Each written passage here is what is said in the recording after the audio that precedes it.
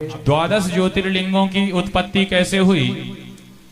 अभी तक तो आपने श्रवण किया कि कौन से ज्योतिर्लिंग भगवान कहाँ विराजमान है, लेकिन इन द्वादश 12 ज्योतिर्लिंगों की अवतरणी कैसे हुई, अवतार कैसे हुआ और क्यों हुआ, इसका पूरा विवेचन करके श्री नंदीश्वर महाराज बतलाते हैं। तत्राद्यः सोमनाथो हि चंद्र दुख क्षयं करः क्षय कुष्ठादिरोगाणां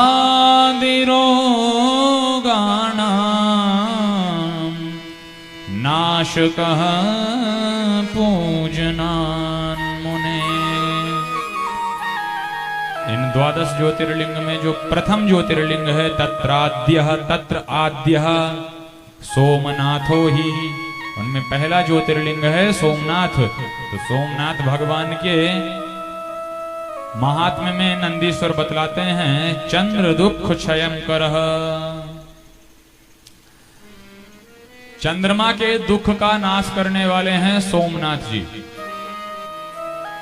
किसी के ग्रहों में चंद्रमा की दशा बिगड़ी हो और चंद्र किसी को परेशान कर रहा हो तो उस ग्रह की शांति के लिए सोमनाथ भगवान की पूजा करने वाले का कल्याण हो जाता है। यानी अगर किसी का चंद्र खराब है, सूर्य चंद्र राहु मंगल बुध गुरु, ये सारे ग्रह होते हैं जो कुंडली में बैठ करके प्राणी को अच्छे और बुरे, शुभ और अशुभ फल प्रदान करते हैं।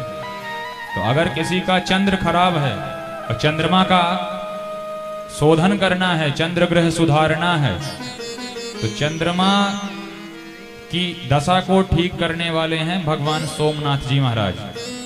तत्राद्यः सोमनाथो हि चंद्र दुख क्षयं करः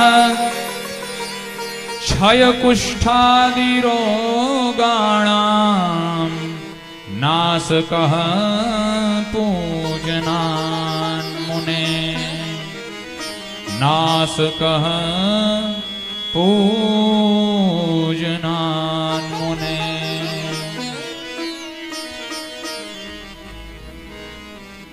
क्षय कुष्ठादि रोगाणाम, किसी को क्षय रोग है,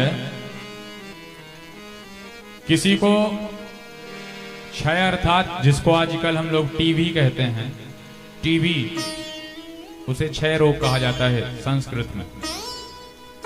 तो अगर किसी को क्षय रोग की समस्या है, शरीर का क्षरण हो रहा है, शरीर घट रहा है, खाते पीते हैं पर लगता नहीं है, तो टीबी का पहचान है। क्षय रोगी की ये पहचान है कि खाया पिया ना तो पचेगा ना शरीर में लगेगा, बल्कि उल्टा प्रभाव करेगा, जितना ही खाओगे उतना ही बीमार पड़ोगे। तो ये क्षय रोगी की पहचान है। तो क्षय रोग जिसको सताता हो वो भगवान सोमनाथ की अगर पूजा करे, भगवान सोमनाथ में जाकर के जल अभिषेक करे, रुद्राभिषेक करे, तो उस भक्त का क्षय रोग समाप्त हो जाता है। तो अगर किसी को क्षय रोग से मुक्ति पानी है तो भगवान सोमनाथ की पूजा करे। और प्रायः आज समाज में कुष्ठ रोगों का बाहुल्य देखा जाता है। कुष्ठ रोगियों का बाहुल्य आज समाज में प्रचुरता के साथ देखा जाता है। किसी को कुष्ठ, कुष्ठ कहते हैं कोढ़ी, कोढ़ रोग को कुष्ठ रोग कहा जाता है। तो कुष्ठ रोग से जो ग्रसित है, कोढ़ रोग से जो ग्रसित है, कोढ़ी है जो, तो वह भी अगर भगवान सोमनाथ पर जल चढ़ाए तो भगवान सोमनाथ उस पर भी कृपा करते हैं और उसके कुष्ठ रोग का निवारण करते हैं। क्षय कुष्ठादि रोगाणां नाशकः पूजनान् मुने। जो भी भगवान सोमनाथ की पूजा करता है उसका टीबी समाप्त होता है और कुष्ठ रोग समाप्त होता है, कोढ़ समाप्त होता है।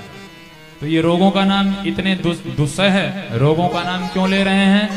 बोले अर्थ यह है कि भगवान की पूजा करने वाले के जीवन में चाहे कितनी समस्याएं आए हो, चाहे कितनी भी विकट असाध्य जिनका कोई भी उपचार न हो, ऐसी भी समस्या आ जाए तब भी उसकी उस समस्या से आत्यंतिक निवृत्ति हो जाती है। तो भगवान के चरणों में प्रेम बढ़ाने के लिए इन बातों का वर्णन कर रहे हैं।